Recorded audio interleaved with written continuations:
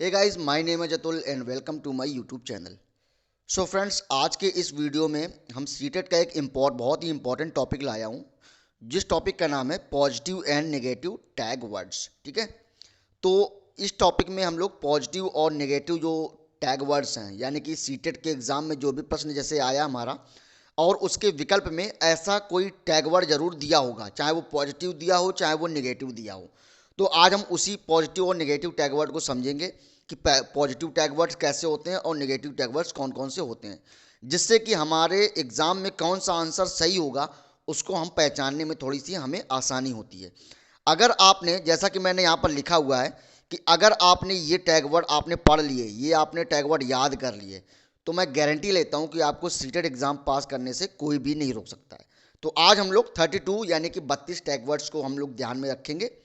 तो दोस्तों, बिल्कुल भी देरी नहीं करते हैं, हम लोग सीधा टॉपिक पे चलते हैं। लेकिन टॉपिक पे चलने से पहले, अगर आप लोग इस चैनल पे पहली बार अगर आए हुए हैं तो चैनल को सब्सक्राइब जरूर कर लीजिएगा और अपने दोस्तों के साथ में शेयर कर दीजिएगा और लाइक करते ही चलिएगा। ठीक है दोस्तों। तो दोस्तों, उम्मीद करता हूँ कि आप लोगों ने सब्सक्राइब कर दिया होगा। अब बिल्कुल भी देरी नहीं करते हैं, अब सीधा चलते हैं अपने टॉपिक पर। तो आज के टॉपिक में दोस्तों हम लोग टैग पॉजिटिव और नेगेटिव टैग वर्ड्स को जो देखेंगे, तो उसमें हम लोग इस तरफ हमारा जो लेफ्ट हैंड पे दिया होगा वो पॉजिटिव टैग वर्ड दिया होगा, और राइट हैंड पे जो दिया होगा वो हमारा नेगेटिव टैग वर्ड दिया होगा। ठीक है।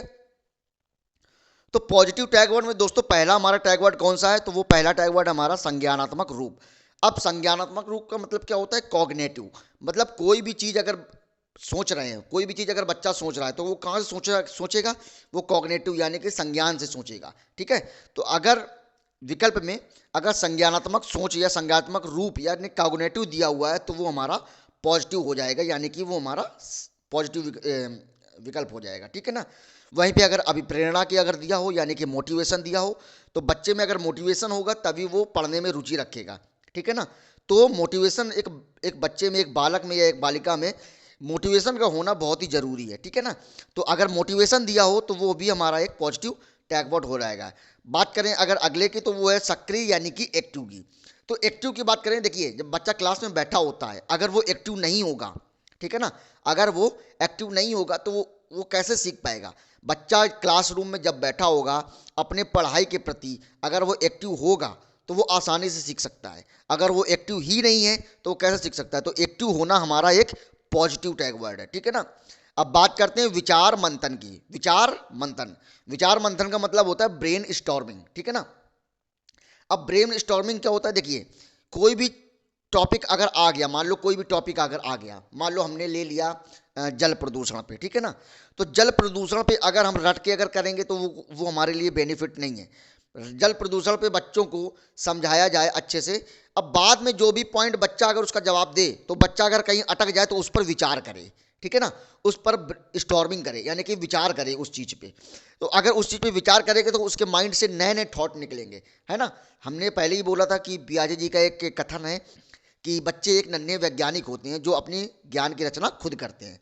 ये पियाजे जी ने कहा है, तो वही चीज़ मैं इसमें भी लागू हो रही है कि जब बच्चा कोई चीज़ भूल जाएगा तो अपने माइंड में कुछ ना कुछ सोचेगा, चाहे वो गलत सोचे चाहे वो सही सोचे, लेकिन सोचेगा जरूर उस चीज़ पे। वो जवाब जरूर देगा, चाहे वो उल्टा दे जवाब चाहे वो सीधा दे जवाब, है ना कहीं वो ब्रेन स्टॉर्मिंग करेगा। और ब्रेन स्टॉर्मिंग जब भी बच्चा करेगा तो उसके लिए वो बेनिफिशियल होगा और कहीं ना कहीं वो उससे अधिक सीखेगा। ठीक है दोस्तों, तो ये हमारे कुछ 4-5 टैग वर्ड थे। अब इसी के हम लोग नेगेटिव टैग वर्ड जान लेते हैं। ठीक है ना। अब अगर नेगेटिव टैग वर्ड की बात करें तो अगर दे दिया जाए केवल, केवल का मतलब क्या होता है? ओनली। सिर्फ का मतलब भी होता है ओनली, और मात्र का मतलब भी होता है ओनली। ठीक है ना। तो जहां पे केवल, सिर्फ, मात्र या ओनली शब्द दे दिया जाए विकल्प में, तो समझ लेना वो नेगेटिव टैग वर्ड है। समझ लेना आप, वो नेगेटिव टैग वर्ड है। अगर प्रश्न में पूछा है कि क्या इसका आंसर ये नहीं होगा, तब ये हमारा सही हो जाएगा। देखिए, अगर प्रश्न पूछा जाए नेगेटिव तो हम लोग विकल्प को सही मारेंगे, नेगेटिव टैग वर्ड वाला। ठीक है ना। अगर पूछा जाए पॉजिटिव तो हम लोग विकल्प मारेंगे पॉजिटिव टैग वर्ड वाला। समझ में आ गया आप दोस्तों? अब आगे नीचे मैं क्वेश्चन भी करवाऊंगा आपको, तो उससे आपको आइडिया लग जाएगा किस तरीके से हमको सॉल्व करना, किस तरीके से इन पॉजिटिव और नेगेटिव टैग वर्ड को हमको पहचानना है। ठीक है। तो ओनली, सिर्फ, केवल और मात्र, ये सब हमारे नेगेटिव टैग वर्ड हैं। हिंदी का जो पैडागोजी हम लोग दोस्तों सॉल्व करेंगे तो उसमें एक वर्ड मिलेगा हम लोगों को, ही। ठीक है ना। जैसे बच्चा सिर्फ ये ही कर सकता है, इस टाइप की विकल्प मिलेगा कि बच्चा सिर्फ याद ही कर सकता है, मतलब ही शब्द जो है ना वो विकल्प में आपको मिलेगा, तो समझ लेना वो नेगेटिव टैग वर्ड है। और जो ही शब्द जो है वो हिंदी पेडागोजी में सेक्शन में आपको देखने को ज़्यादातर मिलेगा, ठीक है ना। तो जहाँ पे भी ही शब्द आ जाए तो समझ लेना वो नेगेटिव टैग वर्ड है, ठीक है ना। दोस्तों बात करते हैं स्मरण की, यानी कि रटना, यानी कि रिकॉल करना। तो याद रखिएगा कि बच्चे को कभी रटवाना नहीं है, कभी भी स्मरण नहीं करवाना है, कभी भी रिकॉल नहीं करवाना है। अगर बच्चा रटने लगेगा वो चीज़ों को, तो वही वाला हो जाएगा ना कि बच्चा समझ नहीं पाएगा, फिर वो रटने पे ही फोकस करेगा। अब बात करते हैं दोस्तों निष्क्रिय की। जैसे हमने बात की थी पॉजिटिव यानी कि सक्रिय की, तो हम यहाँ पे बात करेंगे निष्क्रिय की। अगर बच्चा क्लास में अगर एक्टिव रहेगा तो वो हो जाएगा सक्रिय। अगर बच्चा क्लास में सक्रिय नहीं रहेगा, क्लास में एक्टिव नहीं रहेगा, तो वो हमारा हो जाएगा पैसिव। एक्टिव पैसिव, इंग्लिश में हम लोग पढ़ते हैं ना एक्टिव पैसिव, वही वाला। तो अगर निष्क्रिय होगा तो यहाँ पे हो जाएगा पैसिव। बात करते हैं स्टैंडर्डाइज की, यानी कि मानकीकृत, है ना। तो जहाँ पे भी विकल्प में आपको स्टैंडर्डाइज आ जाए, यानी कि मानकीकृत आ जाए, तो वो भी हमारा एक नेगेटिव टैग वर्ड को हमको दर्शाता है, ठीक है ना दोस्तों। तो आप भी ये याद रखिए कि पॉजिटिव टैग वर्ड जो होता है वो हमारा अलग होता है, और नेगेटिव टैग वर्ड जो होता है वो हमारा एक अलग होता है। तो मानकीकृत यानी कि स्टैंडर्डाइज, ये हमारा एक नेगेटिव टैग वर्ड है। ओके, अब आगे चलते हैं दोस्तों, आगे देखते हैं कौन कौन से पॉजिटिव और नेगेटिव टैग वर्ड्स हैं। तो आगे देखते हैं, तो आगे हमारा है संकल्पनात्मक समझ, यानी कि कॉन्सेप्चुअल अंडरस्टैंडिंग। अब देखिए, कोई भी बच्चा अगर कोई चीज़ सोच रहा है, कोई भी थॉट में अगर डूबा हुआ है, तो वो कहाँ से सोचेगा? कॉन्सेप्ट से सोचेगा, मतलब कॉन्सेप्चुअल अंडरस्टैंडिंग होनी चाहिए बच्चे के अंदर। अगर वो दिमाग से बच्चा सोचेगा तो वो अच्छा ही सोचेगा, ठीक है ना। तो एक बच्चे को एक संकल्पनात्मक एक समझ होनी चाहिए, यानी कि कंसेप्चुअल अंडरस्टैंडिंग होनी चाहिए। अगर बच्चे में वो है तो वो बच्चा कहीं ना कहीं तक वो पॉजिटिव है, और ये हमारा एक पॉजिटिव टैग वर्ड्स हो जाएगा। बात करते हैं अन्वेषण, जहाँ पे भी हिंदी में कहीं देखिए, हिंदी में हम दो से तीन वर्ड लिखे हुए होते हैं, तो 2 से 3 शब्द लिखने का मतलब ये होता है कि कभी कभी अन्वेषण लिख देता है हिंदी में, कभी कभी खोज लिख देता है। लेकिन अगर इंग्लिश में बात करेंगे तो इंग्लिश में एक ही लिखा होगा, एक्सप्लोरेशन। चाहे वो हिंदी में चाहे वो अलग अलग लिखा हो, लेकिन इंग्लिश का मतलब एक ही होता है, वो है एक्सप्लोरेशन, ठीक है ना। तो जहाँ पे भी अन्वेषण लिखा जाए, खोजबीन लिखा जाए, या एक्सप्लोरेशन लिखा जाए, तो वो भी हमारा कहीं ना कहीं तक वो भी हमारा पॉजिटिव टैग वर्ड होगा। अब इसमें देखिए दोस्तों कि अन्वेषण और खोजबीन या एक्सप्लोरेशन का मतलब क्या होता है। देखिए, बच्चा जब कोई भी चीज़ सीखेगा, अगर वो उस चीज़ पे एक्सप्लोर कर रहा है, खोजबीन कर रहा है, यानी कि जैसे कोई बच्चे को हम ले गए मान लो कोई लैब में, अब बच्चा वहाँ पे लैब में कोई ना कोई एक्सप्लोर कर रहा है, कुछ ना कुछ चीज़ें को एक्सप्लोर कर रहा है, तो वो बच्चे के लिए कहीं ना कहीं बेनिफिशियल है। उससे बच्चे के अधिगम जो है वो कहीं ना कहीं, बच्चे की जो लर्निंग है वो कहीं ना कहीं तेज हो रही है, ठीक है ना। बात करते हैं खोजी अधिगम की, यानी कि डिस्कवरी लर्निंग की। तो जहाँ पे भी मैंने आपको बताया था, जहाँ पे भी बच्चा डिस्कवर करता है कोई चीज़ को, तो जब भी बच्चा डिस्कवर करेगा तो वो नई चीज़ सीखेगा, ठीक है ना। तो डिस्कवरी लर्निंग होता है, यानी कि अधिगम, खोजी अधिगम जो होता है, वो कहीं ना कहीं वो भी हमारा एक पॉजिटिव टैग वर्ड है। तो इसको भी आप लोग ध्यान में रखिएगा। बात करते हैं यहीं पर नेगेटिव टैग वर्ड की। तो नेगेटिव टैग वर्ड में हमारा आ जाएगा सजा, दंड या भय। सजा, दंड या भय, यानी कि फियर या पनिशमेंट, ये भी हमारा एक नेगेटिव टैग वर्ड है। क्यों? क्योंकि बच्चे को ना तो हमें सजा देनी है, ना तो हमें उस बच्चे को दंड देना है, ना तो बच्चे को हमको डराना है, धमकाना है, ठीक है ना। तो बच्चे को कभी भी ना फील करवाना है, ना भी उसको पनिशमेंट देना है। यानी कि जो एनसीएफ 2005 के अनुसार बच्चे को दंड देना एक कहीं ना कहीं गलत बात हो जाएगा, तो ये हमारा एक नेगेटिव टैग वर्ड है। जहाँ भी सजा, दंड, पनिशमेंट, फियर आदि इन सब का अगर जिक्र किया है विकल्प में, तो समझ लेना वो हमारा नेगेटिव टैग वर्ड है, ठीक है ना। अगर प्रश्न पॉजिटिव पूछा है तो वो विकल्प हमारा गलत हो जाएगा। अगर प्रश्न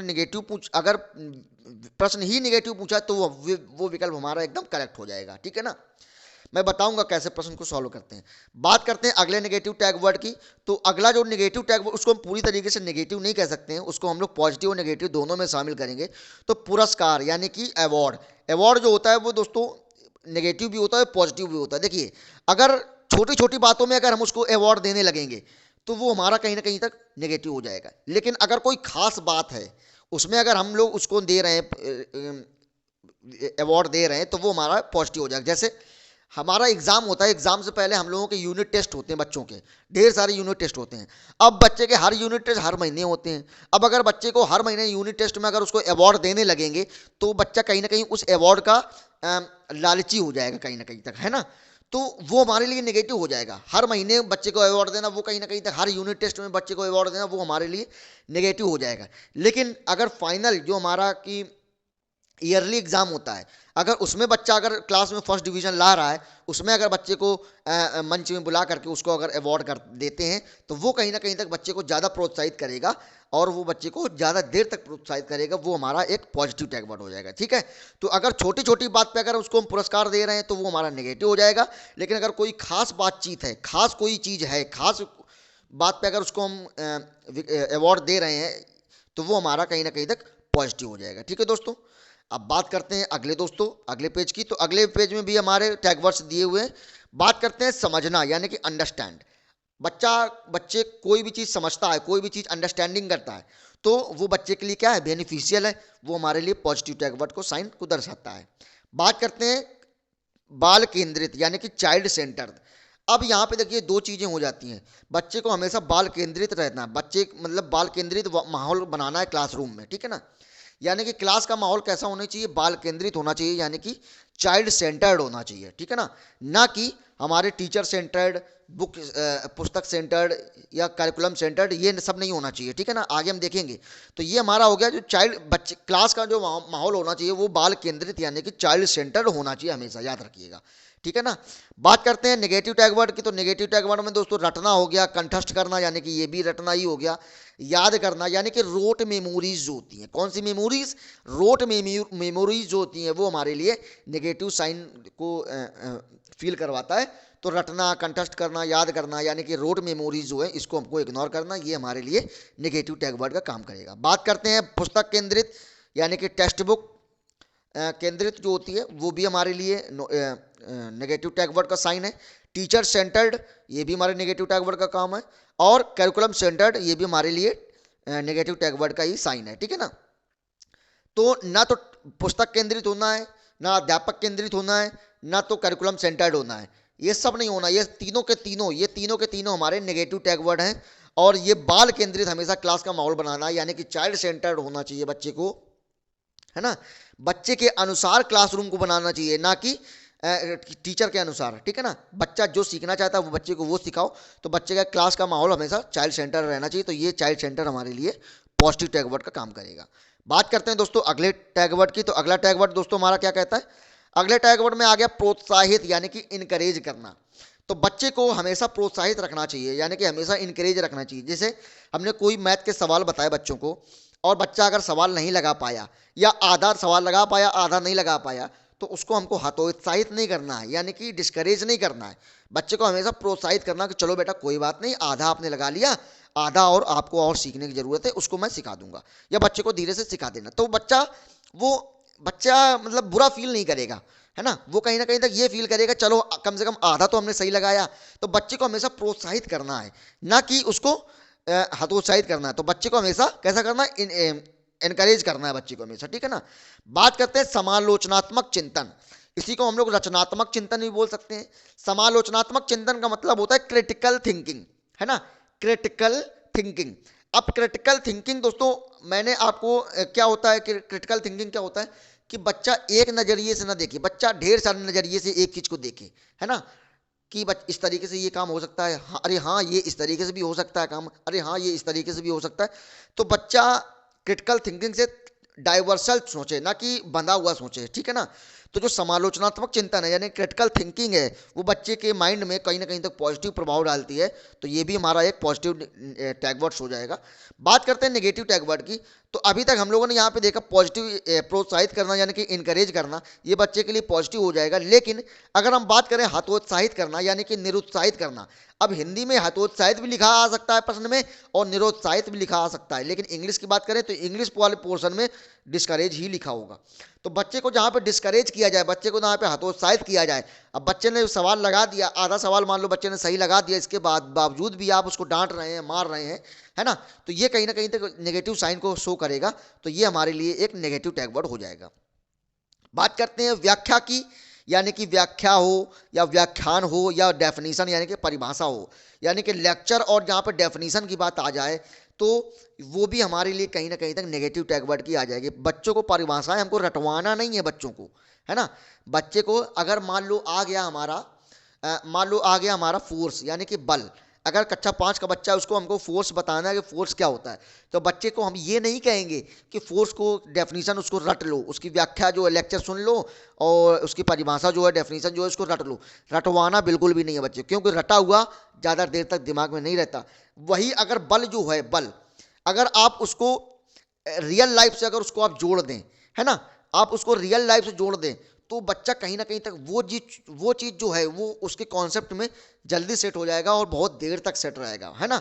तो बच्चे को परिभाषाएं को आदि को ये सब याद नहीं करवाना, रटवाना नहीं, बच्चों को परिभाषाएं हो या लेक्चर देना हो ये सब नहीं करवाना है। बच्चे को कॉन्सेप्चुअल अंडरस्टैंडिंग होना चाहिए, बच्चे को समझाना चाहिए। जैसे फोर्स है तो फोर्स की डेफिनेशन नहीं रटवाना चाहिए, फोर्स को समझाना चाहिए, ठीक है ना। तो ये चीज़ें याद रखिएगा। तो ये चीज़ें हो गई व्याख्या, व्याख्यान, डेफिनेशन, परिभाषाएं, ये सब हमारे लिए क्या है, नेगेटिव टैग वर्ड का काम करेंगी। बात करते हैं वेदन और ड्रिल। किसकी? वेदन और ड्रिल की बात करते हैं।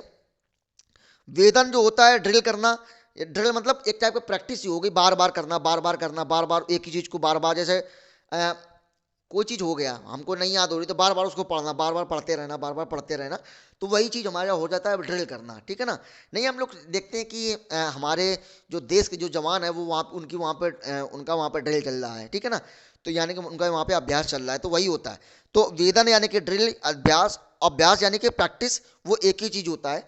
तो ये बच्चों को नहीं करवाना है ना। तो ये हमारा कहीं ना कहीं तक नेगेटिव साइन वर्ड का हमको शो करेगा। बात करते हैं अगले टैग वर्ड्स की दोस्तों। तो अगला टैग वर्ड हमारा देखते हैं। अगले टैग वर्ड में दोस्तों हम लोग ये देखेंगे, एक सेकंड, हाँ, अगले टैग वर्ड क्या अगर दोस्तों हम बात करें तो हमारा पॉजिटिव में आ जाएगा संवेदनशील यानी कि सेंसिटिव, संवेदनशील। तो ईवीएस के पोर्शन में, किसमें दोस्तों, ईवीएस, ईवीएस के पोर्शन में ये शब्द आपको बहुत ज्यादा मिलेगा, संवेदनशील, ठीक है ना। तो जहां पे भी संवेदनशील देखने को मिल जाए, आपको सेंसिटिव देखने को मिल जाए, तो समझ लेना वो हमारे लिए एक पॉजिटिव साइन वर्ड है। याद रखिएगा कैसा साइन वर्ड है, वो हमारे लिए एक पॉजिटिव साइन वर्ड है। जैसे हमने एक प्रश्न में दे दिया कि पेड़ पौधे हमारे लिए संवेदनशील हैं, ठीक है ना। पेड़ पौधे हमारे, मान लो प्रश्न अगर दे दिया है पेड़ पौधे हमारे लिए कैसे हैं, तो हम उसमें दे दिया जाए ये हमें छाया देते हैं, ठीक है, विकल्प में दे दिया जाए, 4 विकल्प हो जाए, ये हमें छाया देते हैं, ये हमें फल देते हैं, और ये हमारे लिए हानिकारक हैं, और या एक विकल्प में आ जाए कि ये हमारे लिए संवेदनशील है। तो विकल्प कौन सा होगा? देखिए, पेड़ हमारे हमको छाया देते हैं, पौधे फल देते हैं, ये बात तो सही हो जाएगी, लेकिन इसके अलावा भी तो पेड़ हमको कुछ देते हैं, ठीक है ना। लेकिन अगर हम यही बात करते हैं संवेदनशील की, तो उसमें सारी की सारी चीज़ें इंक्लूड हो जाएंगी, ठीक है ना। तो हम लोग छाया और फल को यहाँ पे वाले विकल्प को हम लोग सही नहीं मानेंगे। किसको मानेंगे सही? संवेदनशील वाले को, ठीक है ना। तो संवेदनशील हमारे लिए पॉजिटिव साइन वर्ड का दर्शाता है। बात करते हैं भावनाएं यानी कि फीलिंग्स को। तो फीलिंग्स जो होती हैं बच्चे के लिए बहुत ही पॉजिटिव साइन होता है। तो जहाँ पे भी फीलिंग्स यानी कि भावनाएं आ जाएं, तो याद रखिएगा वो भी हमारे लिए एक पॉजिटिव साइन वर्ड को हमारा दर्शाता है, ठीक है ना दोस्तों। बात करते हैं उपदेशात्मक। उपदेशात्मक मतलब उपदेश देना। तो बच्चे को कोई भी हमें उपदेश नहीं देना, जैसे टीचर्स लोग नहीं बच्चे को भाषण देने लगते हैं, ज्ञान देने लगते हैं, तो वो ज्ञान नहीं देना है ज़्यादा, बच्चे को उपदेश नहीं देना, बच्चे को हमेशा समझाना है। बच्चे को उपदेश देना गलत बात है, तो वो भी हमारा कहीं ना कहीं तक नेगेटिव टैग वर्ड हो जाएगा, उपदेश देना, ठीक है ना। तो जहाँ पे उपदेशात्मक आ जाए या उपदेश देने की बात आ जाए, तो वो हमारे लिए नेगेटिव टैग वर्ड की बात आ जाए। मैथ में एक पोर्शन होता है दोस्तों, मैं आपको बता दूं, मैथ में एक टॉपिक है होता है, मैथ में मैथ पेडागोजी जो आती है, तो मैथ पेडागोजी में एक शब्द बार बार आपको मिलेगा, जैसे कि वो है हमारा कलन विधि, है ना। कलन विधि यानी कि इसी को इंग्लिश में कहते हैं एल्गोरिदम, ठीक है ना। तो जहाँ भी कलन विधि की बात आ जाए, ये जो शब्द है ये आपको मैथ पेडागोजी में देखने को ज़्यादा मिलेगा। तो जहाँ पे भी कलन विधि या एल्गोरिदम की बात आ जाए, तो वो हमारा नेगेटिव साइन को दर्शाएगा। अगर हमारा प्रश्न अगर नेगेटिव पूछा गया है तो नेगेटिव यानी कि कलन विधि उसमें सही हो जाएगा, लेकिन अगर प्रश्न पॉजिटिव पूछा गया है तो वो प्रश्न हमारा कहीं ना कहीं तक ये वाला विकल्प गलत हो जाएगा, कलन विधि वाला, ठीक है ना। तो कलन विधि होता क्या है उसको समझते हैं। देखिए, कलन विधि जो है वो मैथ में हमेशा पूछा जाता है, और इसमें क्या होता है कि कलन विधि में दोस्तों जहाँ बच्चा जहाँ अटक जाए, टीचर तुरंत ना बताए, बल्कि उसे थोड़ी देर चिंतन करने दे। यानी कि जैसे कि मान लो बच्चा किसी सवाल में मान लो अटक गया, बोर्ड में सवाल बच्चे के लिए आपने लगवाने के लिए बच्चे को आपने बोर्ड में बुलाया, बच्चा किसी सवाल में अटक गया, तो अब जैसे बच्चा अटका तो टीचर को तुरंत नहीं बताना चाहिए कि बच्चे यहाँ पे ये मल्टीप्लाई करना है, यहाँ पे प्लस करना है, यहाँ पे ये करना है ना। तुरंत नहीं बताना चाहिए। बच्चे को थोड़ी देर ब्रेन स्टॉर्मिंग करने दो, है ना, बच्चे को थोड़ी देर समझने दो कि अगला क्या होगा, बच्चे को थोड़ा समझने दो, तभी तो वो बच्चा आगे सीख पाएगा। तो जहां पे भी बच्चा कोई चीज में अटक जाए तो टीचर को या किसी और उनके गार्जियन को तुरंत नहीं बताना चाहिए। बच्चे को थोड़ी देर उस चीज के बारे में सोचने देना चाहिए, उसकी चीज के बारे में ब्रेन स्टॉर्मिंग करने देना चाहिए, है ना, ताकि बच्चा उस चीज पे दिमाग लगाए, अपनी अंडरस्टैंडिंग को उसमें लगाए थोड़ा सा। तो ये चीज आप लोग याद रखिएगा, ठीक है ना। तो ये होता है, इसका मतलब होता है कलन विधि का मतलब ये होता है। बात करते हैं अगले पॉजिटिव और नेगेटिव टैग वर्ड की। तो अगला हमारा दोस्तों आ गया ये वाला जो टैग वर्ड हैं दोस्तों, ये वाले, ये वेरी मोस्ट इंपॉर्टेंट है, हर साल पूछने को ये मिलते हैं। वैसे इंपॉर्टेंट सारे हैं, कोई भी टैग वर्ड ये बुरा नहीं है, सारे के सारे इंपॉर्टेंट है। बात करते हैं दोस्तों किसकी, फॉर्मेटिव असेसमेंट और नेगेटिव असेसमेंट। अब दोस्तों अगर हम बात करते हैं फॉर्मेटिव असेसमेंट और नेगेटिव असेसमेंट की, देखिए तो फॉर्मेटिव असेसमेंट, एक सेकंड,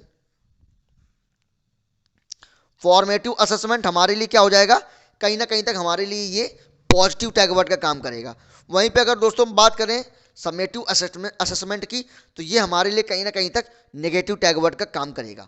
तो फॉर्मेटिव असेसमेंट हमारा पॉजिटिव होता है, लेकिन समेटिव असेसमेंट जो होता है वो हमारा नेगेटिव होता है। जैसे इसके बदले फॉर्मेटिव असेसमेंट और नेगेटिव असेसमेंट के बदले, फॉर्मेटिव और समेटिव असेसमेंट के बदले हमारा ये भी आ जाता है, कौन सा, ये, यानी कि असेसमेंट फॉर लर्निंग या असेसमेंट ऑफ लर्निंग। ठीक है दोस्तों, असेसमेंट फॉर लर्निंग और असेसमेंट ऑफ लर्निंग, ये भी आपको कहीं ना कहीं देखने को मिलेगा।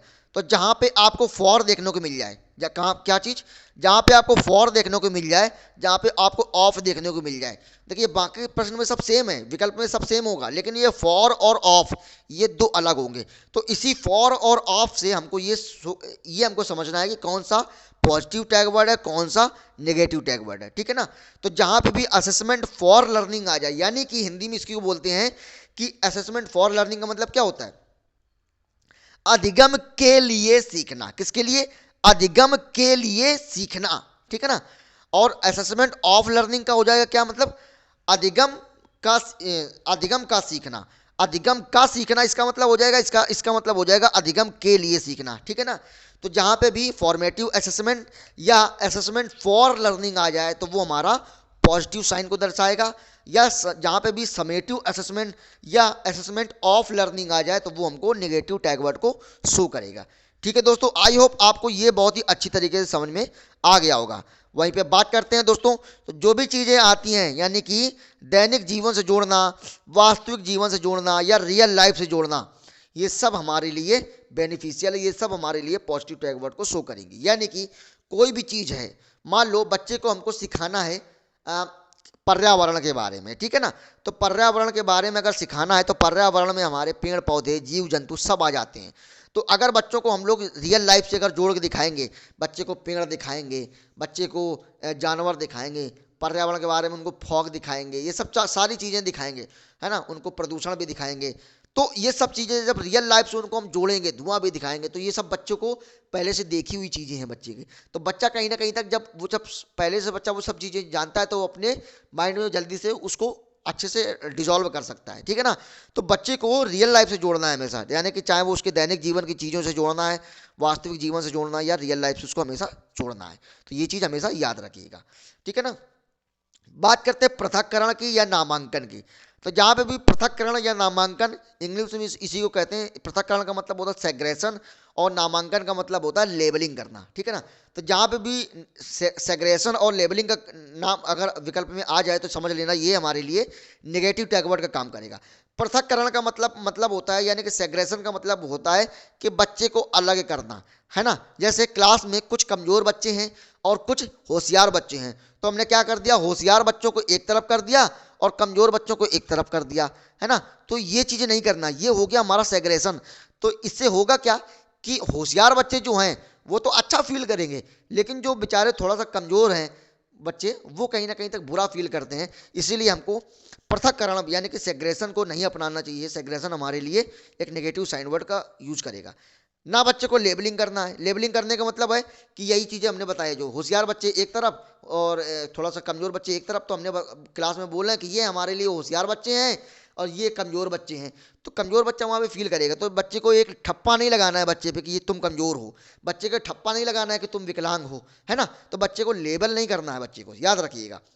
तो जहाँ पे भी सेग्रेशन यानी कि पृथक्करण, लेबलिंग यानी कि नामांकन की बात आ जाए, तो वो हमारे लिए बच्चे के लिए हानिकारक है और कहीं ना कहीं तक वो हमारे लिए एक नेगेटिव भी है, ठीक है ना। तो ये चीज़ आप लोग याद रखिएगा। जहाँ पे भी बात आ जाए विभेदन की, विभेदन का मतलब होता है भेदभाव। क्या होता है विभेदन का मतलब? भेदभाव, यानी कि डिस्क्रिमिनेशन। किसका मतलब होता है इसका मतलब? डिस्क्रिमिनेशन, ठीक है ना। एक होता है सेग्रेशन, एक होता है डिस्क्रिमिनेशन। तो जहाँ पे डिस्क्रिमिनेशन की बात आ जाए यानी कि भेदभाव की बात आ जाए, तो वो भी हमारे लिए बुरी बात है, वो भी हमारे लिए नेगेटिव टैग वर्ड का काम करेगा। हम सब जानते हैं कि हमारे समाज में भेदभाव कितना होता है, लेकिन अगर यही भेदभाव समाज से उठा के हम अगर क्लासरूम तक ले गए, तो वो बच्चे पर बुरा प्रभाव डालेगी, बच्चे के लर्निंग पर बुरा प्रभाव डालेगी। तो कहीं ना कहीं तक ये भेदभाव जो है वो कहीं ना कहीं तक ये बुरी बात है। यानी कि हमने ये बोल दिया कि जो गरीब बच्चे हैं उनको अलग बैठा लो और गरीब बच्चों के लिए अलग क्लासरूम चलाओ, और अमीर बच्चे जो रईसजादे हैं उनके लिए अलग क्लासरूम लगाओ। तो इससे क्या होगा कि जो बुरा बच्चा है, जो मतलब गरीब बच्चा है, मतलब जो गरीब बच्चा है, वो कहीं ना कहीं तक उसके ये बात उसके मेंटल में, दिमाग में कहीं ना कहीं ये बुरा प्रभाव डालेगी, ठीक है ना।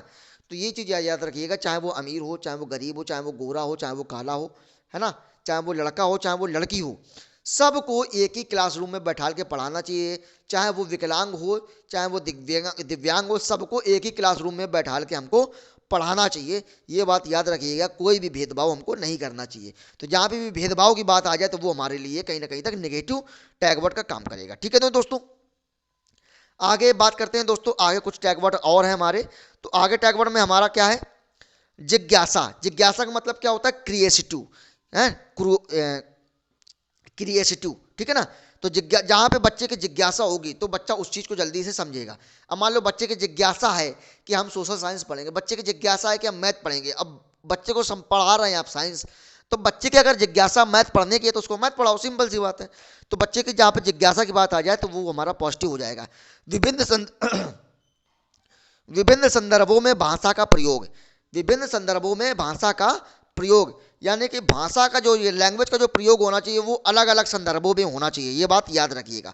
तो जहाँ पे भी ये टैग वर्ड, यहाँ पे भी ये विकल्प में आ जाए कि विभिन्न संदर्भों में भाषा का प्रयोग, तो वो कहीं ना कहीं तक हमारे लिए पॉजिटिव साइन वर्ड का पॉजिटिव को हमको दर्शाएगा। याद रखिएगा, भाषा हमारे लिए कोई एक वो नहीं है, एक भाषा हमारे लिए एक उसको क्या बोलना चाहिए, प्रॉब्लम नहीं है हमारे लिए। भाषा को हम किस रूप में लेना चाहिए? भाषा को, लैंग्वेज को हमको हमेशा संसाधन के रूप में लेना चाहिए, यानी कि रिसोर्सेज के रूप में लेना चाहिए। ये बात हमेशा याद रखिएगा, ठीक है ना। बात करते हैं त्रुटियां यानी कि भ्रांतियों की। त्रुटियां यानी कि भ्रांतियां, देखिए याद रखिएगा, हम लोगों को देखने में तो ये नेगेटिव लग रहा है कि त्रुटि करना, नेगेटिव भ्रांतियां करना, यानी कि एरर्स करना, यानी कि मिसकंसेप्चुअल जो चीज़ें होती हैं, वो हमारे लिए कहीं ना कहीं तक नेगेटिव होगा। लेकिन हमारे लिए ये नेगेटिव नहीं है, याद रखिएगा। क्योंकि कई सारे लोग, कई सारे टीचर्स ये कभी कभी ये चीज़ बता देते हैं। मैं यहाँ पे किसी टीचर्स की नाम नहीं, बिल्कुल भी नहीं लेना चाहूँगा, क्योंकि हमने खुद देखा है एक दो यूट्यूब चैनल्स में, जो त्रुटि करना या भ्रांतियाँ करना, ये लोग उनको पॉजिटिव नेगेटिव बताते हैं, लेकिन ये नेगेटिव नहीं है, याद रखिएगा। ये हमेशा पॉजिटिव है। क्यों पॉजिटिव है उसको भी मैं बता देता हूँ। देखिए, त्रुटि करना, भ्रांतियाँ करना, याद रखिएगा, बच्चा जब तक गलती नहीं करेगा, आगे बच्चा बिल्कुल भी नहीं सीख पाएगा। तो अगर बच्चा गलती कर रहा है, तो समझ लेना बच्चा सीखने की ओर अग्रसर हो रहा है। देखिए, एक बच्चे हैं, जब बड़ों से गलती हो जाती है, गलतियों से तो हम लोग सीखते हैं, है ना। बच्चा गलती करेगा तभी तो सीखेगा। कोई भी, चाहे बड़े हों चाहे वो छोटे हों, जब तक गलती नहीं होगी हम लोग सीखेंगे नहीं। जैसे हम लोग तैयारी करते हैं एग्ज़ाम की, कॉम्पिटिटिव एग्ज़ाम की, तो हम लोग एग्ज़ाम देते हैं, हम लोग फेल हो जाते हैं, कोई एग्ज़ाम निकाल पाते हैं, कोई एग्ज़ाम नहीं निकाल पाते हम लोग। तो जब जैसे कोई चीज़ हम लोग एग्ज़ाम नहीं निकाल पाते, तो उससे हम लोग ने क्या सीखा कि हमने कोई ना कोई तक त्रुटि की, हम लोगों ने कोई ना कोई तक गलतियां हम लोगों ने की। अब क्या गलतियां की? तो अगला एग्ज़ाम जो होगा, तो उसमें वो गलतियां दोबारा दोहरानी नहीं है, तो उस गलतियों को हम लोग ध्यान में रख के हम काम करेंगे, ठीक है ना। तो यही चीजें हमारे लिए क्या हो जाएंगे, पॉजिटिव टैग वर्ड को हमको साइन करता है, ठीक है ना। तो बच्चा जब तक गलतियां नहीं करेगा सीखेगा नहीं, तो गलतियां जो होती हैं और भ्रांतियां जो होती है वो हमारे लिए पॉजिटिव साइन वर्ड है, याद रखिएगा आप लोग, ठीक है ना। बात करते हैं रूढ़िवाद, यानी कि रूढ़िवाद जो होता है दोस्तों वो हमारे लिए भी एक नेगेटिव टैग वर्ड का हमेशा काम करेगा। रूढ़िवाद हमेशा जो होता है, ठीक है ना। तुलना करना यानी कि कंपैरिजन करना, ये भी हमारे लिए एक नेगेटिव टैग वर्ड का काम, नेगेटिव टैग वर्ड का काम हो जाएगा। तुलना नहीं करनी है, मान लो तुलना ऐसे कर दिया, ये काले बच्चे हैं, ये गोरे बच्चे हैं, ये होशियार बच्चे हैं, ये कमजोर बच्चे हैं, तो इस तरीके से तुलना नहीं करना है बच्चों में, ठीक है ना। जहाँ पे भी तुलना करने की बात आ जाए, रूढ़िवाद की बात आ जाए, तो वो याद रखिएगा वो हमारे लिए नेगेटिव टैग वर्ड का काम करेगा। शिक्षक का निर्देश देना, यानी कि बताया आपने पीछे, मैंने आपको ये चीज बता चुका हूं कि शिक्षक को बालकों को हमेशा निर्देश नहीं देना चाहिए। निर्देश देना है ना, व्याख्यान देना, निर्देश दे देना, कहीं ना कहीं तक ये हमारे लिए पॉजिटिव साइन को दर्शाता है, याद रखिएगा ये आप लोग, ठीक है ना। तो टीचरों को बच्चों को निर्देश बिल्कुल भी नहीं देना चाहिए, ठीक है ना दोस्तों। अब बात करते हैं दोस्तों अगले टैग वर्ड की, कुछ टैग वर्ड्स और हमारे, उनको भी हम लोग देख लेते हैं। तो अवसर देना यानी कि अपॉर्चुनिटी देना, याद रखिएगा ये मोस्ट इंपॉर्टेंट है ये टैग वर्ड दोस्तों। कौन सा, ये वाला, अवसर देना। आपको हर विकल्प में आपको देखने को मिल जाएगा अवसर देना, बच्चे को अवसर देना चाहिए, बच्चे को ये करवाना चाहिए, बच्चे को अवसर देना चाहिए। तो जहां पे भी अवसर की बात आ जाए, अपॉर्चुनिटी की बात आ जाए, तो बेफिक्र हो करके, अगर वो प्रश्न अगर पॉजिटिव पूछा जा रहा है तो बेफिक्र होकर के आप इस वाले विकल्प को सही मार देना, टिक कर देना, आपका 101% आपका ये सही हो जाएगा, ठीक है ना। तो बच्चे को हमेशा अवसर देना चाहिए, याद रखिएगा ये बात। कोई भी चीज़ का हो, बच्चे को अगर बच्चे का अगर वो जो कोई चीज़ खेल रहा है, कोई बच्चा है वो अगर चेस खेलना अच्छे से जानता है, तो बच्चे को चेस खेलने का अवसर देना चाहिए। ऐसा नहीं कि उसको अवसर ही नहीं दे, तो वो अपनी क्षमता को कैसे दर्शाएगा। जब बच्चे को अवसर देंगे तभी तो वो अपनी क्षमता को शो ऑफ करेगा, है ना। तो अवसर देना हमारे लिए पॉजिटिव साइन वर्ड का साइन हो जाएगा। बात करते हैं लोकतंत्रात्मक यानी कि डेमोक्रेटिक। तो जो लोकतंत्रात्मक डेमोक्रेटिक होता है, तो क्लास में हमेशा माहौल कैसा होना चाहिए, डेमोक्रेटिक होना चाहिए, या कि यानी कि लोकतंत्रात्मक होना चाहिए। लोकतंत्रात्मक का मतलब क्या होता है, कोई भेदभाव नहीं, कोई भी चीज़ें अलग, कोई भी सारी चीज़ें एक समान रूप में होना चाहिए, कोई भी भेदभाव नहीं होना चाहिए, ठीक है ना। तो क्लास का माहौल हमेशा कैसा होना चाहिए, डेमोक्रेटिक होना चाहिए, यानी कि लोकतंत्रात्मक होना चाहिए। बात करते हैं चर्चा की यानी कि डिस्कशन की। तो क्लासरूम में हमेशा डिस्कशन होना चाहिए, चाहे वो टीचर और स्टूडेंट के बीच में हो, चाहे स्टूडेंट वर्सेस स्टूडेंट के बीच में हो, ठीक है ना। तो क्लास में जब चर्चाएं चलेंगी तो नई नई चीज़ें निकल के आएंगी। जैसे कि बच्चों के बीच में, जैसे ने हम लोग ने ग्रुप डिस्कशन कराते थे बच्चों से, तो ग्रुप डिस्कशन जो होता है वो बच्चों के लिए बेनिफिशियल होता है। जैसे एक हमने टॉपिक दे दिया महात्मा गांधी, ठीक है, टॉपिक दे दिया महात्मा गांधी, 2 ग्रुप हमने बना दिए बच्चों के। अब एक ग्रुप वाला बच्चा कुछ और बताएगा महात्मा गांधी के बारे में, बी ग्रुप वाला बच्चा कुछ और बताएगा। तो कहीं ना कहीं जब वो ब्रेन स्टॉर्मिंग कर करके नई नई चीज़ें निकाल के महात्मा गांधी के बारे में वो ग्रुप डिस्कशन में वो रखेंगे, ठीक है ना। तो चर्चा करना, डिस्कशन करना वो हमारे लिए कहीं ना कहीं तक बेनिफिशियल हो जाएगा, यानी कि पॉजिटिव साइन वर्ड की बात आ जाएगी यहाँ पे। बात करते हैं दोस्तों उपेक्षा यानी कि नज़रअंदाज करना, यानी कि इग्नोर करना। तो याद रखिएगा बच्चे को कभी भी इग्नोर नहीं करना है। बच्चा अगर प्रश्न पूछने आ रहा है तो उसको ये मत कहना कि बच्चा अभी जाओ बाद में बता देंगे, इग्नोर बिल्कुल भी नहीं करना है। बच्चे को तुरंत उसका सलूशन देना चाहिए, बच्चे को हमेशा नज़रअंदाज नहीं करना चाहिए। तो बच्चे को अगर नज़रअंदाज कर रहे हैं तो वो बच्चों के ऊपर बुरा प्रभाव डालेगा और वो हमारे लिए कहीं ना कहीं तक वो बुरी बात है। तो इग्नोर करना हमारे लिए एक नेगेटिव टैग वर्ड का काम करेगा। बात करते हैं अनुशासन यानी कि डिसिप्लिन करना। अब कई सारे लोग, आप लोग सोच रहे होंगे कि अनुशासन में रहना तो अच्छी बात है, बिल्कुल अच्छी बात है, लेकिन ये चीज़ें बच्चों पे लागू नहीं होती हैं। ये चीज़ें किस पे लागू होती, एडल्ट पे लागू होती हैं, ठीक है ना। अगर एडल्ट आदमी है, अगर जैसे हम लोग हैं, हम लोगों पे अनुशासन में रहना एक अच्छी बात है, अनुशासन में सब कुछ रहना चाहिए, है ना। लेकिन यहीं पे अब कक्षा 1 का, कक्षा 2 का, कक्षा 3 का बच्चा है, क्या वो अनुशासन में रहेंगे? नहीं रहेंगे भैया, ठीक है ना। वो अनुशासन में कभी भी नहीं रहेंगे। वो अगर कहो शैतान, बच्चों का काम ही है शैतानी करना भाई। बच्चे जब तक शैतानी नहीं करेंगे तो फिर बच्चे किस बात के? अगर बच्चे डिसिप्लिन में रहेंगे तो फिर बचपना किस बात का भाई? बच्चे अगर शैतानी नहीं करेंगे तो बच्चे को अनुशासन में यानी कि डिसिप्लिन में रखना वो हमारे लिए कहीं ना कहीं तक नेगेटिव साइन को दर्शाता है, ठीक है ना। बात करते हैं कंट्रोल यानी कि नियंत्रण को। तो बच्चे को कभी भी कंट्रोल नहीं करना चाहिए, बच्चे को हमेशा फ्री रखना चाहिए, बच्चे को कभी भी नियंत्रण में नहीं रखना चाहिए, है ना। बच्चे को मतलब नियंत्रण का मतलब बच्चे को कभी रोक रोक के नहीं रखना चाहिए कि नहीं तुमको खेलने नहीं जाना है, नहीं तुमको मैथ नहीं लगाना, ये सब चीज़ें नहीं करना चाहिए, है ना। तो बच्चे को हमेशा फ्री रखना चाहिए, यानी कि बच्चे को कभी भी कंट्रोल में नहीं रखना चाहिए, ठीक है ना। कभी भी बच्चे को बांध के नहीं रखना चाहिए। तो ये कंट्रोल करना, अनुशासन में रहना और उपेक्षा या नज़रअंदाज करना, ये हमारे लिए एक नेगेटिव टैगवर्ड को साइन को दर्शाता है, ठीक है ना दोस्तों। बात करते हैं दोस्तों, कुछ टैगवर्ड्स और हैं, उनको भी हम दर्शाते हैं। लगभग पूरे हो ही चुके हैं, कुछ टैगवर्ड बचे हैं, उनको हम लोग और देख लेते हैं, ठीक है ना। तो संवेग यानी कि इमोशन, तो संवेग जो इमोशन जो होते हैं बच्चे के लिए बहुत ही इंपॉर्टेंट है। इमोशन का मतलब ये क्या होता है, जैसे हंसना, गाना, है ना, हंसना, रोना, गाना, ये सब चीज़ें क्या है, इमोशंस हैं, है ना। तो इमोशन बच्चे के लिए कहीं ना कहीं ये पॉजिटिव टैगवर्ड का काम करेगा, याद रखिए ये बात। करके सीखना माने यानी कि लर्निंग बाय डूइंग। कोई भी चीज़ अगर बच्चे को सिखा रहे हो तो बच्चे को रियल लाइफ से जुड़वाओ। किससे, रियल लाइफ से जोड़ के उसको बताओ। जैसे हम बता रहे हैं, जैसे बच्चे को हमको पढ़ाना है फोर्स, तो बच्चे को रियल लाइफ से जोड़ के दिखाओ। मान लो कोई चीज़ है, फोर्स का मतलब क्या होता है, फोर्स किसी चीज़ की किसी वस्तु पर धक्का लगाना, यही हमारा एक कहीं ना कहीं तक ये फोर्स यही काम बताता है। तो बच्चे को ये चीज़ प्रैक्टिकली करके दिखाओ, यानी कि बच्चे को डेफिनेशन मत सिखाना फोर्स की, बच्चे को फोर्स क्या होता है उसको रियल लाइफ से जोड़ के दिखाओ, एकदम प्रैक्टिकल करके दिखाओ, बच्चे से भी करवाओ, है ना। तो करके सिखाना यानी कि लर्निंग बाय डूइंग, यानी कि ये हमारा कहीं ना कहीं तक पॉजिटिव हो जाएगा। हस्तपरक अनुभव यानी कि हैंड ऑन एक्टिविटी, यानी कि बच्चा जब अपने हाथों से खुद एक्टिविटी करेगा, है ना। जैसे हमने बोल दिया ड्राइंग बनाने के लिए, मान लो, ठीक है ना, हमने बता दिया कि ड्राइंग बनाना, मान लो एक एक एक शेप बनाना है, तो बच्चे जब तक अपने हाथों से नहीं बनाएंगे, जब तक बच्चा क्या बनाना सीख जाएगा, नहीं सीखेगा। अब बच्चा मान लो देखता रहे, मान लो दो बच्चे हैं, एक बच्चा मान लो एक ये बच्चा है, एक ये बच्चा है। अब एक ये वाला बच्चा तो ड्राइंग बना रहा है और ये उस बच्चे को देख रहा है, तो क्या ये वाला बच्चा सीख पाएगा, नहीं सीख पाएगा, बिल्कुल भी नहीं सीख पाएगा। सीखेगा कौन, जो ड्राइंग बना रहा है वो सिर्फ वही सीख पाएगा। क्यों, क्योंकि वो हैंड ऑन एक्टिविटी कर रहा है, यानी कि वो अपने हाथों से उस ड्राइंग को बना रहा है।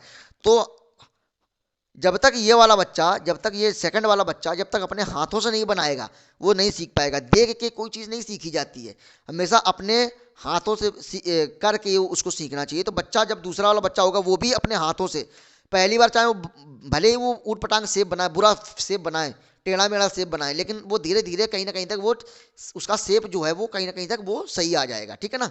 तो हैंड ऑन एक्टिविटी हमारे लिए कहीं ना कहीं तक बेनिफिशियल होती है, ठीक है ना दोस्तों। तो ये भी हमारे लिए एक पॉजिटिव साइन वर्ड का काम करेगा। बात करते हैं खाली स्लेट यानी कि ब्लैंक पेपर। अब देखिए ब्लैंक पेपर का मतलब क्या होता है कि विकल्प में कभी कभी आ जाता है कि बच्चे खाली स्लेट होते हैं, तो नहीं, ये गलत बात है। बच्चे कभी भी खाली स्लेट नहीं होते, बच्चे कभी भी खाली नहीं आते हैं क्लासरूम में, याद रखिएगा, याद रखिएगा। उसका मतलब मैं बताता हूँ, देखिए बच्चा जब स्कूल आता है, याद रखिएगा इसको, मैं बताने की कोशिश करता हूँ। देखिए एक सेकंड, हाँ, बच्चा जब स्कूल आता है तो वह खाली नहीं, आता, वह अपने साथ अपनी मातृभाषा यानी कि मदर टंग, अपनी अनुभव यानी कि एक्सपीरियंस, दुनिया के प्रति अपनी दृष्टिकोण आदि को लेकर के आता है, याद रखिएगा। जैसे कोई नया बच्चा, कक्षा एक में कोई किसी नया बच्चा का एडमिशन हुआ, किसी नए बच्चे का एडमिशन हुआ, मान लो वो बच्चा गुजराती है और यूपी में उसको कोई गुजरात की रहने वाली कोई फैमिली है, तो वो ऑब्वियसली सी बात है वो गुजराती फैमिली गुजराती लैंग्वेज हल्की बुल्की बोलती होगी। अब उसका उस फैमिली का ट्रांसफ़र हो गया यूपी में, तो यूपी में बोली जाती है हिंदी। अब बच्चा वो कहीं ना कहीं तक वो जानता है गुजराती, अब वो हिंदी जानता है लेकिन कम जानता है, लेकिन गुजराती ज़्यादा जानता है, ठीक है ना। तो बच्चा जब स्कूल में एडमिशन करवाया जाएगा किसी यूपी के स्कूल में, तो बच्चा वो खाली स्लेट नहीं होगा, वो क्या क्या लेके आएगा अपने साथ में। पहली बात तो वो मदर टंग यानी कि अपनी मातृभाषा यानी कि गुजराती उसकी मातृभाषा होगी, तो वो अपने साथ लेके आएगा। अनुभव लेके आएगा, अनुभव का मतलब एक्सपीरियंस जो है उसने क्या क्या अभी तक अनुभव किया अपने माहौल में, अपने परिवार में, ठीक है ना, अपने समाज में। दुनिया के प्रति अपने दृष्टिकोण लेके आएगा कि मतलब दुनिया के बारे में क्या वो सोचता है, वो चीज़ भी अपने साथ में वो लेके आएगा, ठीक है ना। तो इतनी सारी लेके चीज़ें आएगा क्लासरूम में, तो वो खाली कहाँ हुआ भाई, ठीक है ना। तो बच्चा अपने साथ में क्या क्या लेके आता है, मातृभाषा, अनुभव और दुनिया के प्रति अपने दृष्टिकोण लेकर बच्चे आता है। तो याद रखिएगा बच्चा कभी भी खाली स्लेट यानी कि ब्लैंक पेपर नहीं होता है। तो ये हमारे कहीं कहीं तक ये हमारे लिए एक नेगेटिव टैगवर्ड का काम करेगा, याद रखिएगा, ठीक है ना। तो जहाँ पे भी ब्लैंक पेपर खाली स्लेट आ जाए तो ये हमारे लिए नेगेटिव टैगवर्ड का काम करेगा। बात करते हैं दोस्तों अगले टैग वर्ड की। और अगला टैग वर्ड को हम लोग इसको भी देख लेते हैं। तो अगला टैग वर्ड दोस्तों हमारा क्या कहता है कि बच्चे की शिक्षा को उनके अनुभवों का पार्ट बनाना चाहिए। बिल्कुल सही बात है। देखिए, बच्चे को जो शिक्षा होती है उनके अनुभव यानी कि एक्सपीरियंस जो है उसका हिस्सा बनाना चाहिए, तभी वो हमारे लिए बेनिफिशियल होगा। तो ये भी हमारे लिए क्या हो जाएगा, पॉजिटिव हो जाएगा। बात करते हैं मातृभाषा यानी कि मदर टंग। तो मदर टंग तो भैया हमारे लिए बेनिफिशियल है ही है। मातृभाषा को कभी भी याद रखिएगा, मातृभाषा हमारे लिए कैसा है, पॉजिटिव साइन वर्ड है। और मातृभाषा को कभी भी निगेटिव में नहीं लेना चाहिए। मातृभाषा को हमेशा कैसा लेना चाहिए, रिसोर्सेज यानी कि संसाधन के रूप में लेना चाहिए। किसके रूप में, मातृभाषा को हमेशा रिसोर्सेज यानी कि संसाधन के रूप में लेना चाहिए। तो ये बात हमेशा याद रखिएगा। मातृभाषा को हमेशा प्रॉब्लम के रूप में कभी भी नहीं लेना चाहिए। जैसे संसाधन के रूप में कैसे, जैसे कि मान लो एक ही क्लासरूम में 3 अलग अलग स्टेट के बच्चे पढ़ रहे हैं। एक है यूपी का, एक है मान लो तमिलनाडु का, और एक है हमारा गुजरात का। तो यूपी का बच्चा हिंदी बोलेगा और तमिलनाडु का बच्चा तमिल बोलेगा और गुजरात का बच्चा गुजराती बोलेगा। लेकिन अगर हम ये चीज़, टीचर अगर उस बच्चे की लैंग्वेज को अगर वो प्रॉब्लम के रूप में देखने लगेगा कि हम किस लैंग्वेज में पढ़ाएं, बाकी सारे बच्चे हिंदी में पढ़ते हैं, बस इनके लिए गुजरात में गुजराती पढ़ाएं या तमिल पढ़ाएं या इनके लिए अलग क्लासरूम लगवाएं, तो ये कहीं ना कहीं तक गलत बात होगी। बच्चे की जो लैंग्वेज होगी, मान लो गुजराती, भले गुजराती है, आप बच्चे को हिंदी सिखाओ धीरे से, ठीक है, बच्चे को हिंदी सिखाओ। और उस बच्चे को जो गुजराती आती है उनसे नए नए शब्द, उस गुजराती के नए नए शब्द सीखना चाहिए अदर बच्चों को जो हिंदी जानते हैं। तो एक दूसरे, और तमिल बच्चा जैसे है तो तमिल लैंग्वेज हिंदी वालों को सीखना चाहिए, और हिंदी और तमिल का जो बच्चा है उसको हिंदी सीखना चाहिए। तो एक दूसरे से लैंग्वेज को ट्रांसफर करना चाहिए, लैंग्वेज को एक दूसरे से सीखना चाहिए। तो ये हमारे लिए कैसा, इसको किस रूप में लेना चाहिए, इसको हम लोग को रिसोर्सेज के रूप में लेना चाहिए, ना कि एक प्रॉब्लम के रूप में लेना चाहिए। याद रखिएगा, ठीक है ना। तो ये हमारे लिए मातृभाषा जो हमारे लिए एक पॉजिटिव साइन वर्ड को दर्शाता है। बात करते हैं अधिकारवादी यानी कि परिवेश, यानी कि अधिकारवादी परिवेश, ये भी हमारे लिए एक नेगेटिव टैग वर्ड का काम करेगा। निर्धारित की बात करें यानी कि फिक्स्ड कोई चीज़ होनी चाहिए, कोई चीज़ फिक्स होनी चाहिए, नहीं फिक्स नहीं होनी चाहिए, वो अलग अलग डायमेंशन में होनी चाहिए। याद रखिएगा। तो जहाँ पे भी निर्धारित यानी फिक्स की बात आ जाए तो वो भी हमारे लिए एक नेगेटिव टैग वर्ड का काम करेगा। बात करते हैं प्रतिस्पर्धा। प्रतिस्पर्धा का मतलब कंपटीशन। बच्चों के बीच में देखिए कंपटीशन नहीं करवाना है। अब कंपटीशन दो चीज़ से हो सकता है, कंपटीशन नेगेटिव भी हो सकता है, कंपटीशन पॉजिटिव भी। तो पॉजिटिव कंपटीशन वहाँ होगा कहाँ पे, जहाँ पे बच्चों का टेस्ट लिया जा रहा है। बच्चों को मान लो मैथ का एक हम उनको करवाया जा रहा है, बच्चों को यूनिट टेस्ट करवाया जा रहा है, तो वहाँ पे तो कंपटीशन होना लाजमी सी बात है, वहाँ पे कंपटीशन होना चाहिए। लेकिन अगर किसी हर चीज़ में छोटी छोटी बातों में कंपटीशन करवाने लगेंगे तो वो हमारे लिए कहीं ना कहीं तक बेनिफिशियल नहीं होगा। तो याद रखिएगा, प्रतिस्पर्धा को हम लोग पॉजिटिव मानेंगे या नेगेटिव मानेंगे, ये किससे डिसाइड होगा, ये जो प्रश्न में लिखा होगा उससे डिसाइड होगा, ठीक है ना। तो प्रतिस्पर्धा यानी कंपटीशन पॉजिटिव और नेगेटिव दोनों हो जाएगा हमारा, ठीक है ना। तो आप ये चीज जो प्रश्न दिया हो उसके अकॉर्डिंग आप इसमें चलिएगा। बात करते हैं दोस्तों अगले टैग वर्ड की, और ये जो टैग वर्ड है ये आज के हमारे अंतिम और लास्ट टैग वर्ड है। तो ये चीज़ आप लोग याद रखिएगा दोस्तों। तो ये टैग वर्ड दोस्तों, अगला टैग वर्ड हमारा क्या है, बहुभाषिकता यानी कि मल्टी लैंग्वेजिस्टिक, ठीक है। तो मल्टी जो लैंग्वेजिज्म है जो, यानी कि बहुभाषिकता है, वो हमारे लिए कहीं ना कहीं तक बेनिफिशियल। बहुभाषिकता मैंने आपको बताया था, बहुभाषिकता मतलब बहुत सारी भाषाएं। एक ही क्लासरूम में एक हिंदी का बच्चा है, एक तमिल का बच्चा है, और एक हमारा गुजराती फैमिली का बच्चा है, गुजराती जानता है। तो अलग अलग भाषाएं हैं, यानी कि बहुभाषाएं हैं, है ना। जब एक से ज़्यादा भाषाएं हो जाए तो बहुभाषा हो जाती है। तो अब एक क्लासरूम में 3 भाषाएं हैं, हिंदी भी है, गुजराती भी है और हमारी तमिल भी है। तो बहुभाषिकता हमको हमेशा, बहुभाषिकता को किस में लेना चाहिए, पॉजिटिव में लेना चाहिए। याद रखिए, हमेशा पॉजिटिव उसको हमेशा लेना चाहिए। तो याद रखिएगा कि बहुभाषिकता जो है वो उसको सदैव किसके रूप में लेना चाहिए, संसाधन के रूप में, यानी कि रिसोर्सेज के रूप में हमेशा लेना चाहिए। इसको रिसोर्सेज के रूप में लेना चाहिए, लेंगे, यानी कि इनसे बच्चा जो है एक दूसरे की भाषा को सीख सकेंगे, एक दूसरे की भाषा को जान सकेंगे। मैंने आपको पहले ही बता दिया ये चीज़, ठीक है ना। बात करते हैं रचनात्मक की, यानी कि क्रिएटिव की। तो याद रखिएगा, रचनात्मक यानी कि क्रिएटिविटी, ये भी बच्चे के लिए कहीं ना कहीं तक बेनिफिशियल होगा। क्रिएटिविटी का मतलब क्या होता है, क्रिएटिविटी के दोस्तों मतलब होता है कि कोई चीज़ को सोचना, किसी एक फिक्स एरिया में नहीं सोचना। मतलब क्रिएटिव मतलब होता है अलग अलग डायमेंशन में सोचना, अलग अलग डायमेंशन में सोचना। एक टाइप का हम ये क्रिएटिविटी का मतलब कह सकते हैं कि ओपन माइंडेड सोचना। है ना। कोई चीज़ का सलूशन एक ही तरीके से सलूशन नहीं हो सकता। उस चीज़ का सलूशन अगर मान लो कोई चीज़ बिगड़ गई है तो उस चीज़ का सलूशन अलग अलग तरीके से भी हो सकते हैं। चलो हमने ये नहीं ट्राई किया तो जो हमने ये ट्राई कर लिया, ये नहीं ट्राई किया तो चलो हमने ये ट्राई कर लिया। तो मतलब ढेर सारी उसके विकल्प होना चाहिए, यानी कि ओपन माइंडेड होना चाहिए, है ना। तो जहाँ पे ओपन माइंडेड की बात आ जाए, रचनात्मक की बात आ जाए, क्रिएटिव की बात आ जाए, तो ये हमारे लिए कहीं ना कहीं तक पॉजिटिव साइन वर्ड को दर्शाएगा। नेगेटिव टैग वर्ड की दोस्तों बात करें तो नेगेटिव टैग वर्ड में हमारा आ जाएगा रोजमर्रा की जिंदगी, व्यवसायी, उच्च अंकों के लिए, ग्रेड के लिए, शिक्षा, है ना। ये जब इसकी बात आ जाए तो ये हमारे लिए कैसा होगा, ये हमारे लिए एक नेगेटिव टैग वर्ड का काम करेगा। और ये जो हमारा है रोजमर्रा, व्यवसायी, उच्च शिक्षा, ग्रेड, मतलब अंकों के लिए, ज़्यादा नंबर पाने के लिए हम लोग शिक्षा ले रहे हैं, इसकी बात अगर आ जाए तो ये नेगेटिव होगा। ये सब जो शब्द हैं ये हमेशा मैथ पेडागोजी में देखने को आपको ज़्यादातर मिलेंगी। तो ये भी हमारे लिए, देखिए हम लोग शिक्षा ले रहे हैं सीखने के लिए, बच्चों को हम लोग सिखा रहे हैं, बच्चे को हम लोग शिक्षा दे रहे हैं किस लिए, सिखाने के लिए, ना कि उसको रोजमर्रा जिंदगी जीने के लिए, ना कि उसको व्यवसाय करवाने के लिए, ना कि उसको अच्छे नंबर पाने के लिए बच्चों को सिखा रहे हैं। बच्चे को हम लोग अच्छा नंबर लाने के लिए, अच्छा ग्रेड लाने के लिए नहीं सिखा रहे हैं, बच्चे को सीखने के लिए सिखा रहे हैं, बच्चे को कुछ सीख मिले। अब देखिए कई चीजें होती है कि बच्चा, नंबर तो बच्चे के बुरे आते हैं लेकिन वो जानता बहुत कुछ है ना। बच्चा जानता बहुत कुछ है लेकिन उसके नंबर बुरे आ रहे हैं। अब एक बच्चा जिसके नंबर बहुत अच्छे जानते हैं लेकिन वो जानता नहीं है, तो क्या ये सही बात है? नहीं। अब देखिए नंबर तो हम लोग रट के भी ले आ सकते हैं, और रटना हमारे लिए बेनिफिशियल है नहीं, हम सब जानते हैं, पिछले पढ़ चुके हैं। रटना हमारे लिए नुकसानदायक है, रटना हमारे लिए नेगेटिव टैग वर्ड का साइन करेगा। तो एक कॉन्सेप्चुअल अंडरस्टैंडिंग होना चाहिए, यानी कि जो चीज़ें हैं ये सब चीज़ें को बच्चे को जो शिक्षा देनी चाहिए वो कॉन्सेप्ट पे देना चाहिए, ना कि रटवा के देना चाहिए। तो ये ठीक है ना। तो बच्चे को हम लोग जो ये सब चीज़ें हैं वो अंकों के लिए नहीं कर रहे हैं, ये सब बच्चे को हम लोग सिखाने के लिए कर रहे हैं।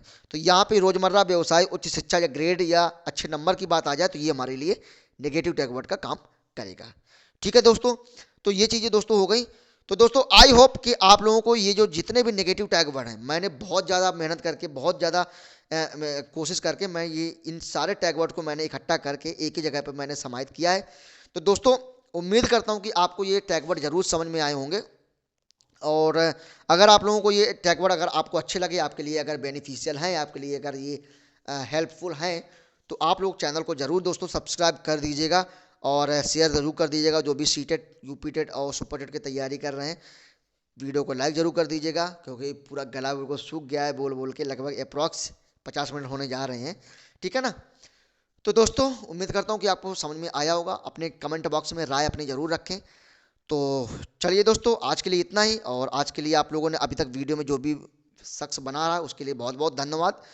तो दोस्तों चलिए आज के लिए इतना ही, और मिलते हैं कल के अगले नेक्स्ट वीडियो में। तब तक के लिए नमस्कार, जय हिंद, वंदे मातरम।